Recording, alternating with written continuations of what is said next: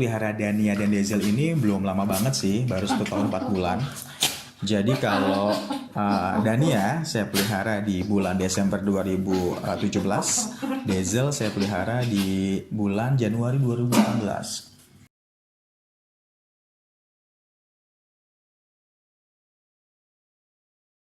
Uh, Jujur aja, ini adalah pengalaman pertama saya. Bayangin aja, saya nggak pernah punya pengalaman dalam memelihara anjing. Bahkan sebelumnya, saya takut sekali sama yang namanya anjing. Kenapa? Karena saya punya pengalaman. Dulu waktu kecil, saya dan saudara-saudara saya lagi main sepeda, dikejar anjing. Bahkan salah satu saudara saya ada yang jatuh, dan kita udah deg-degan aja nih. Bakal gimana nih saudara kita nih? Bakal digigit atau gimana, tapi ternyata mereka hanya diam anjingnya dan hanya menggonggong. Mungkin kalau sekarang saya ingat-ingat lagi gitu ya, kayaknya sih anjingan dulu tuh hanya ngejar kita mau ngajak main doang kayaknya sih ya. Saya juga mau kucing dulu sebel banget. Kenapa? Karena di kepala saya tuh kucing tuh tukang nyolong gitu. Karena waktu saya SD ada aja kejadian kucing naik meja terus ngegondol yang namanya ikan lah, ayam lah, ya segala lauk lah yang ada di meja makan gitu.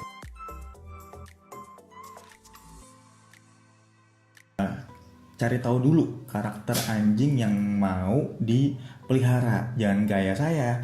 Saya bener-bener nggak cari tahu karakter Beagle tuh kayak apa, karakter Shih Tzu tuh kayak apa. Saya sama sekali nggak cari tahu. Saya cuma lihat-lihat dari YouTube, itu juga nggak banyak, tapi lebih banyaknya saya lihat dari Instagram. Jadi cuma ngeliat foto-foto yang which is kalau kita lihat di foto tuh mereka sangat-sangat cute, tidak benar-benar menggambarkan karakter mereka yang sebenar-benarnya kayak apa gitu ya. Nah bayangin aja, saya ada dua Beagle Dania dan ini Dazzle Shih Tzu. Ini dua-duanya ini karakternya beda-beda. Kalau Beagle si Dania ini tipenya sangat rusuh dan sangat kepo. Karena dia kepo, jadi dia cenderung kayak merusak. Dia pengen tahu, jadi keingintahuannya tuh cukup tinggi. Ya maklum aja, karena jenis Beagle ini kalau di Inggris kan dipakai buat sebagai anjing pelacak polisi gitu ya. Nah kalau Shih Tzu, si Dazzle ini tipenya demanding, pengennya ngintil, pengennya sama kita terus, nggak bisa jauh-jauh, nggak bisa ditinggal. Jadi kebayang saya untuk adaptasinya, karena saya sendiri kerja, jadi mereka lebih banyak di rumahnya berdua ketimbang sama saya kalau dari Senin ke Jumat pada saat memang hari kerja. Kecuali Sabtu Minggu saya lebih banyak sama mereka dan ajak mereka main. Kemudian juga kalian juga bisa sesuaikan ras yang mau dipelihara dengan kondisi besar kecilnya rumah. Atau mungkin kalian tinggal di kos-kosan atau di apartemen. Tentu jangan deh untuk pelihara anjing yang jenisnya besar atau large breed, atau pengen di apartemen tapi juga pengen peliharanya yang kayak husky atau samoyed gitu ya. Jangan deh, agak susah karena mereka butuh gerak yang leluasa. Dan kalau hewan-hewan yang berbulu tebal itu mereka butuh udara yang dingin, jadi nggak bisa panas-panas. Kayak husky, samoyed, terus kemudian ada Alaskan Malamute gitu ya. Itu kalau mereka dibiarkan dari kecil untuk tidak dingin di hawa yang di luar, atau biarkan panas aja tanpa ada AC gitu ya, hanya kipas angin mungkin ya, itu akan beda-beda tuh jenis atau hasil bulunya ketika mereka sudah besar. Yang pasti kalau mereka tidak dibiasakan ditaruh di tempat yang dingin atau AC, maka bulu mereka akan cenderung tipis dan tidak tebal. Padahal mereka sebenarnya diciptakan itu memang bulunya sangat tebal dan berlapis-lapis gitu. Jadi kasihan sih, artinya mereka tidak tumbuh atau berkembang dengan maksimal. Lalu juga jangan lupa sudah dipersiapkan tempat yang mana yang akan saya buat untuk lokasi taruh anjingnya. Apakah itu di depan rumah, apakah itu di belakang rumah, atau di dalam rumah tidur dengan saya, dengan kitanya gitu ya. Atau gimana? Kalau saya dan Denzel ini saya memang sediain satu kamar khusus sendiri gitu ya, buat mereka berdua. Jadi memang dipisah sama saya. Yang pasti kalau ingin pelihara anjing, baik itu di dalam rumah atau di luar rumah, depan atau belakang, yang pasti jangan sampai ada celah untuk mereka bisa kabur. Karena lagi-lagi anjing kan memang sangat curiosity-nya sangat tinggi, sehingga kalau ada kejadian banyak sekali kan ya, yang pintunya kemudian kebuka, lupa ngunci, lupa gembok gitu ya, yang akhirnya mereka kabur pergi dan akhirnya hilang. Jadi pastikan kalau memang kita mau pelihara anjing, udah siap-siap nih, mau taruh di mana nih, terus keamanannya gimana nih, pagernya seberapa tinggi gitu ya, terus gimana saya bisa memastikan bahwa mereka tidak kabur. Nah itu tuh yang harus diperhatiin sih kalau mau mulai pelihara anjing. Sekarang ini kan juga banyak ya komunitas-komunitas dog lovers. Bisa lihat di Facebook, bisa juga di Instagram. Dari situ kita banyak kenalan sama teman-teman, dan biasanya kemudian bikin bentuk-bentuk grup WhatsApp. Sangat membantu sekali karena kita bisa berkeluh kesah, kita bisa nanya kalau misalkan anjing kita malas makan, anjing kita kemudian ada gerak-gerik yang mencurigakan kok kayaknya sakit gitu ya. Itu bisa tanya dengan pengalaman mereka. Jadi nggak harus selalu melulu harus dibawa ke dokter. Mungkin bisa dikasih makan apa gitu ya, mungkin ada obat herbal apa gitu ya, yang pasti sangat berguna sekali. Kalau Dania yang Beagle ini saya gabung di Dog Lovers Beagle, di Facebook ada. Kalau yang Shih Tzu saya juga gabung di Facebook, itu pecinta Shih Tzu Indonesia atau Pesindo. Pokoknya banyak manfaatnya deh kalau gabung. Sekaligus juga kita bisa kopi darat gitu ya, ketemu sama teman-teman lain, owner yang lain yang memiliki ras yang sama, atau minimal bukan ras yang sama juga nggak apa-apa gitu. Yang penting kita bisa ajak mereka bersosialisasi. Tapi kalau dengan ras yang sama kan kita jadi tahu ya, misalkan saya sama Beagle, apa sih yang biasanya sering muncul penyakit gitu ya, atau kebiasaan-kebiasaan apa sih yang sering muncul di Shih Tzu gitu. Jadi kita benar-benar bisa tukar pikiran di komunitas dog lovers tersebut. Nah, kalau dulu mungkin kita udah standby punya yang namanya asuransi, mungkin ada yang punya asuransi 2, 3, belum lagi yang dari kantor, belum lagi BPJS gitu ya. Sekarang udah harus siap-siap, siapkan budget ekstra untuk kalau nih mereka anjing-anjing kita ini tiba-tiba sakit dan kita nggak tahu mesti gimana. Misalnya udah coba obat ini, udah coba herbal ini, udah coba makanan ini, sayur ini, tapi ternyata masih belum juga menunjukkan membaik, ya mau nggak mau kita harus ke vet, dan itu segera. Apalagi kalau memang terlihat sepertinya sangat membahayakan kesehatan anjing kita. Sekali lagi, makanya extra cost untuk bawa anjing kita ke vet itu sudah harus disiapkan. Jadi kalau mau pelihara anjing, sudah harus siap-siapkan budget untuk bawa anjing kita atau anak bula kita ke dokter alias vet. Jadi jangan pelit-pelit, kalau enggak anjingnya atau anak bulnya bisa nggak selamat kalau terjadi sesuatu. Susahnya kalau pelihara anjing adalah untuk toilet training, pee and poop, pipis dan ee-nya gitu ya. Kenapa saya bilang susah? Karena poop dan pee ini related banget dengan yang namanya disiplin dan kebiasaan.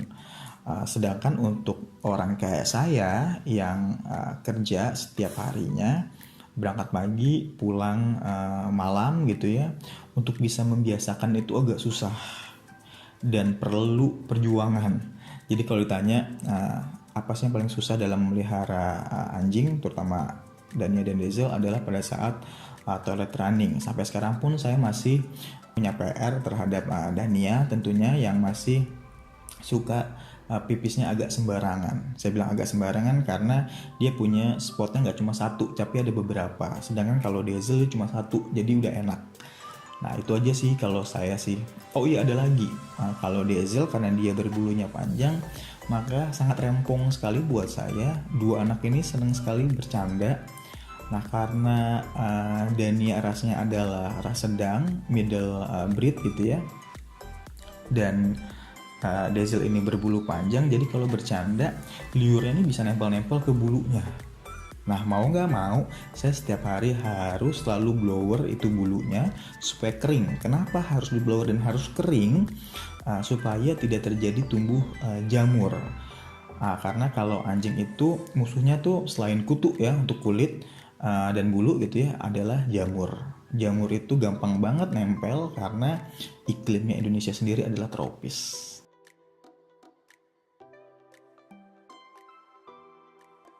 Nah, sukanya itu kalau melihara anjing adalah karena mereka ini kan tergolong hewan yang sangat loyal, sangat setia gitu ya.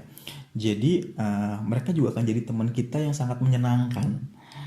Selain bisa jadi teman lari pagi, jalan pagi, yang bikin badan kita jadi sehat gitu ya.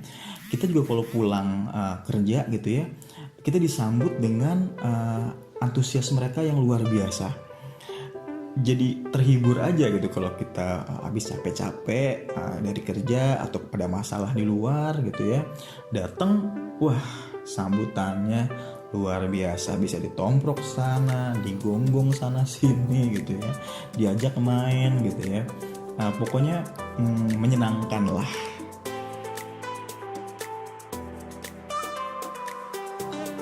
Untuk makanan yang bisa dibilang susah-susah gampang.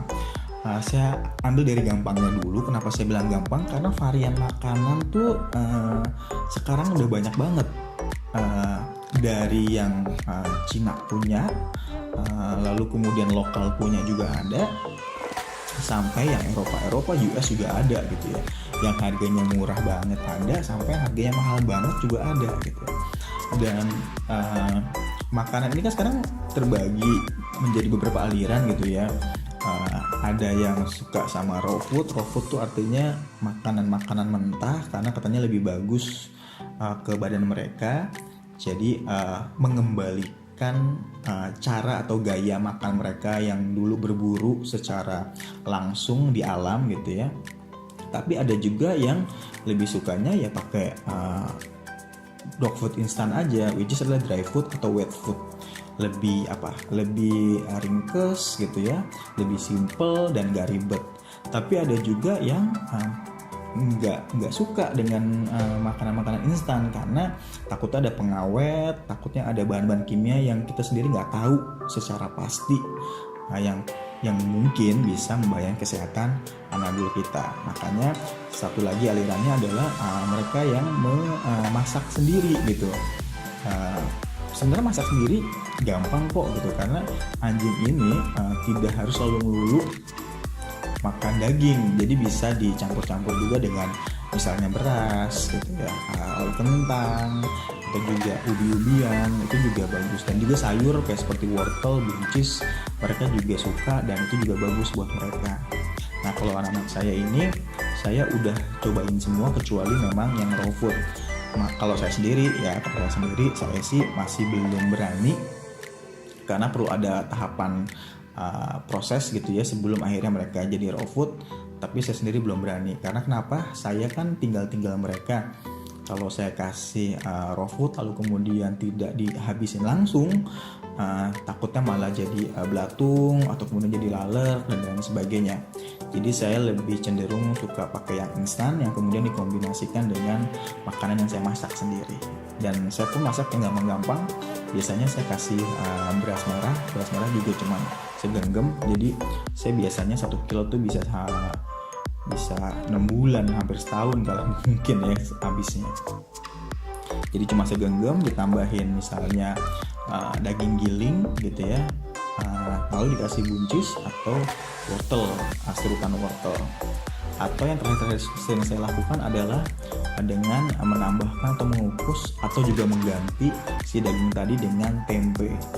Itu anak suka banget dan lebih murah meriah.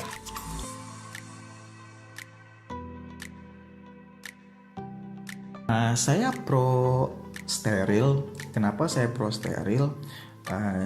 Jadi karena saya sebenarnya nggak ingin terjadi kenapa-napa sih. Nah, saya juga baca banyak sekali literatur, banyak baca artikel, tanya sana sini, yang akhirnya saya memutuskan untuk pro-steril. Awalnya saya nggak ada kepikiran untuk steril karena selain biaya yang mahal, saya juga takut, kasihan lah gitu segala macam. Tapi karena saya mempertimbangkan masalah kesehatan dan juga kebersihan, jujur aja dua anak saya ini kan betina semuanya. Jadi kalau misalkan mereka tidak steril, mereka akan ada yang namanya siklus mens atau haid gitu ya, yang which is bisa aja bikin rumah jadi tambah kotor gitu, karena saya harus lebih ekstra bersih gitu. Selain itu juga karena tadi faktor kesehatan juga, selain itu saya juga jadi nggak lebih was-was karena saya sering ajak mereka keluar ke taman, ke public area, atau ketemu anjing-anjing lain di dog event, sehingga saya juga nggak terlalu khawatir kalau misalkan saya kecolongan anjing saya dikawinin sama anjing jantan lainnya. Jadi aman lah gitu.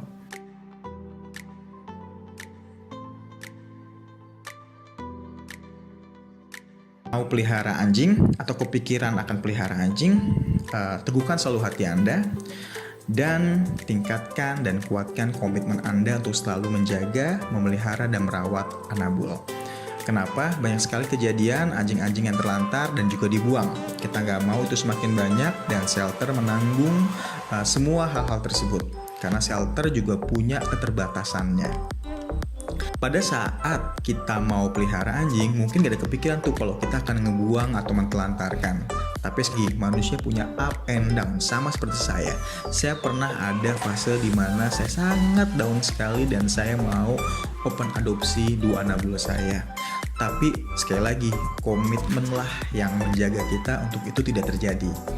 Nah, sekarang coba difikirkan lagi, dipertimbangkan masak-masak lagi. Apakah saya bisa akan selalu menjaga komitmen tersebut? Karena kalau tidak, akan semakin banyak anjing-anjing yang terlantar di luar sana. Dan sekali lagi, mereka juga punya nyawa serta perasaan, sama seperti kita.